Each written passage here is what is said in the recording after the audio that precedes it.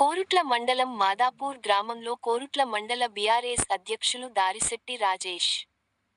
నిర్వహిస్తున్న MPL Madhapur premier league ఈరోజు ఫైనల్లో గెలుపొందిన జట్లకు బహుమతుల ప్రధానోత్సవ కార్యక్రమంలో పాల్గొన్న ఎమ్మెల్యే డాక్టర్ కల్వకుంట్ల సంజయ్